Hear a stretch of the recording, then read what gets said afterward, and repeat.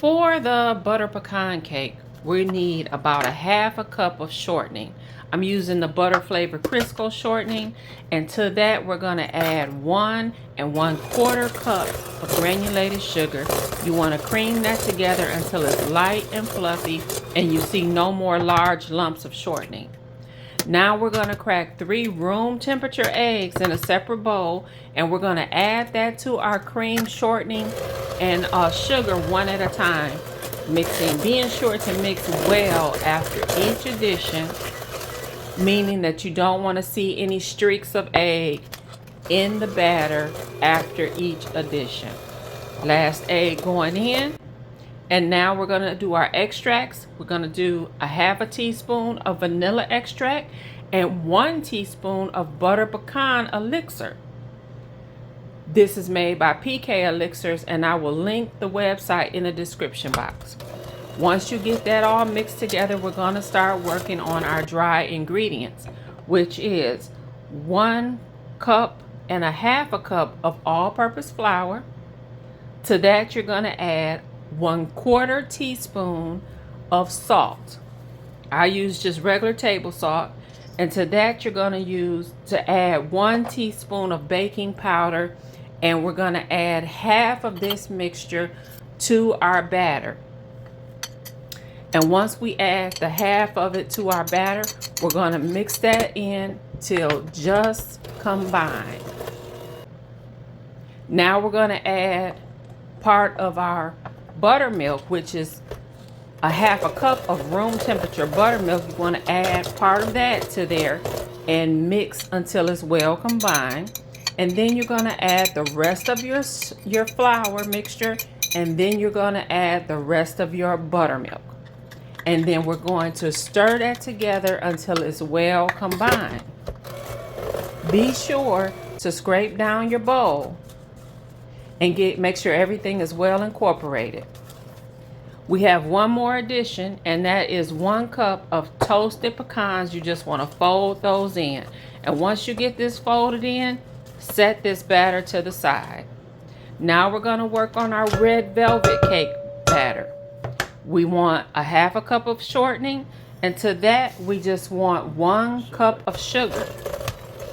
Cream your butter and sugar, your shortening and sugar together until it's light and fluffy and you no longer see any large lumps of shortening in the mixture. You want it well incorporated and nice and fluffy. After that, we're going to add 1 egg.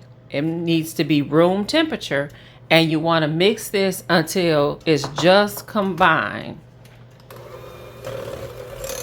with no translucent streaks in the batter.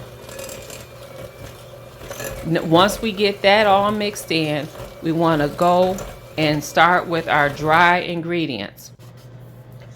We want to add to 1 cup of flour, we want a half a teaspoon of salt and a half a teaspoon of baking soda. Mix that together, and we're going to add half of that to our shortening and sugar mixture. Our wet ingredients include a half a cup of buttermilk, 1 teaspoon of white vinegar, as well as a teaspoon of vanilla extract. And then to that, we're going to add our red gel food coloring.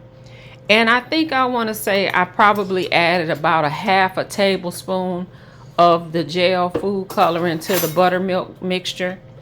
But you can use less if you like. So just pour that in and give it a good mix, a good little stir. And we're going to set that to the side as we prepare our dry ingredients. I did forget to add the 1 tablespoon of cocoa powder to the dry ingredients, which you'll see me do here. So just mix that in with the salt and baking soda and flour. And now we're going to add half of that to our batter. And we're going to give that a good... I'm just going to interrupt myself right here because I have some lost footage. I tried for 2 days to find this lost footage. So basically you're gonna just alternate your wet and your dry like you would any other cake. And just be sure not to over mix it. Anywho, I'm gonna prepare my cake pan by spraying it with some baking spray, and then I'm gonna dust it with some additional flour. The reason why I'm doing it that way is just because this is a new pan that was gifted to me, and I'm not really sure if it's gonna stick or not because I haven't used it before. So I'm just wanna, give myself a little extra insurance here. And then once we get the pan all nice and prepared, we're gonna start to alternate our batters. Now, please pick a prettier pattern than I did to alternate your batters. I didn't really know which direction I was going in this, and I chose to go in layers instead of just alternating each scoop of batter. It'll be so much more prettier if you take your time and alternate and use a different pattern than what I did. You want to preheat your oven to 325, and I ended up baking this cake for about an hour, and I think I want to say an hour and 10 to an hour and 12 minutes, give or take, depending on your oven and also depending on what pan you use. I found that darker pans you want to cook for shorter times. So here it is, fresh out of the oven. I'm going to give it a nice flip. While it's still warm, I let it sit in the pan only about 7 or 8 minutes before flipping it again, because I hadn't used this pan before and I was just too scared to do it too soon or wait too long and have it stick. But it came out beautifully, as you can see. I had a hard time deciding whether or not to glaze this cake or not. Ultimately, I just ended up deciding to dust it with powdered sugar, but it will taste amazing if you do just a light cream cheese glaze. So that's one idea. And here it is with after it's been dusted with the powdered sugar, and I decided to cut you guys a little piece so that we all could see what the inside of this cake looked like. Oh, I was so excited, and I can tell you this, it tastes amazing. It really does. It's nice and tender and moist and soft, and the flavors marry together so well. I couldn't be more pleased with this cake. The only way to have made it better is to put the cream cheese glaze on it.